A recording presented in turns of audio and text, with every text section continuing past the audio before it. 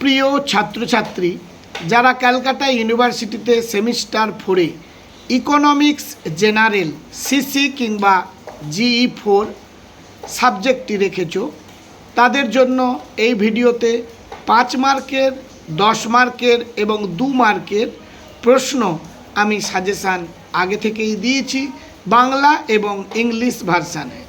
আশা করি তোমরা সেগুলো লক্ষ্য করেছো এবং তৈরিও করেছো।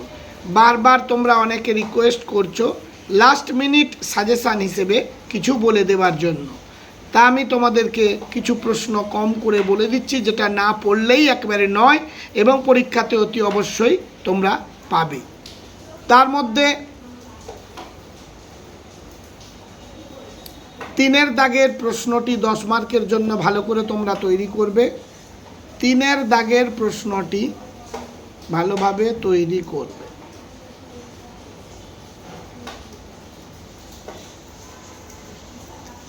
4-এর দাগের প্রশ্নটি ভারতে ভূমি সংস্কার সম্পর্কে আলোচনা করো, এই প্রশ্নটিও তোমরা ভালোভাবে তৈরি করবে,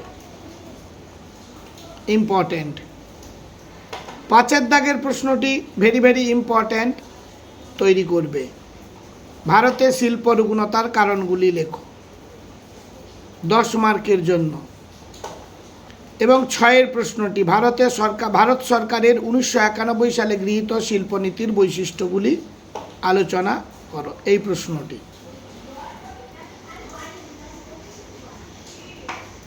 9-এর দাগের প্রশ্নটি ভালোভাবে 10 মার্কের জন্য তৈরি করবে। ভারতে ক্ষুদ্র কুটির শিল্পের সমস্যাগুলি লেখো এবং সমস্যার সমাধানে ভারত সরকার দ্বারা গৃহীত ব্যবস্থাগুলি আলোচনা করো, এই প্রশ্নটি ভালোভাবে তৈরি করো।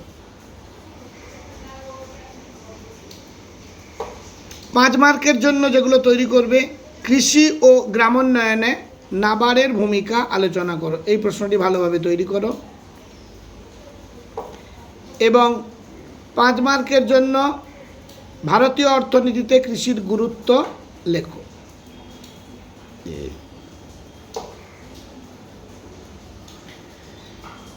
পরবর্তী চলে যাচ্ছি।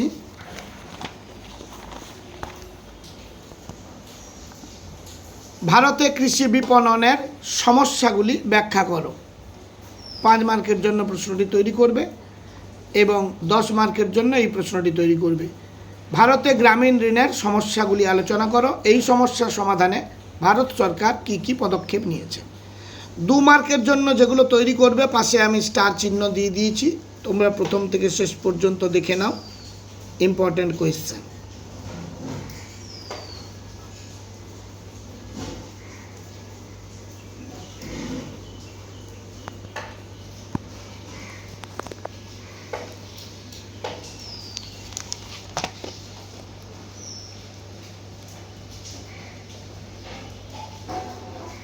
এগুলো তৈরি করলেই তোমরা অতি অবশ্যই পরীক্ষাতে কমন পাবে, চিন্তার কোনো কারণ থাকবে না, পাস অতি নিশ্চিতভাবে হবেই হবে। যারা ইংলিশ ভার্সানে তারাও একবার দেখে নিতে পারো, স্টার চিহ্ন দেওয়া আছে 5 মার্কের এবং 10 মার্কের প্রশ্নগুলো।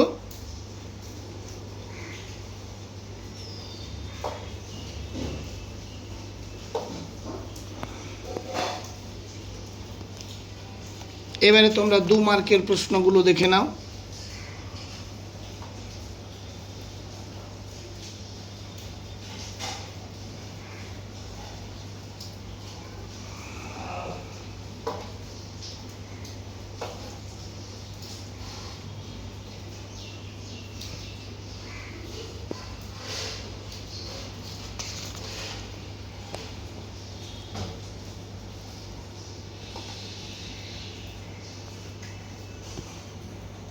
আজ তাহলে এই পর্যন্ত রাখছি, পরবর্তী ভিডিওতে আবার দেখা।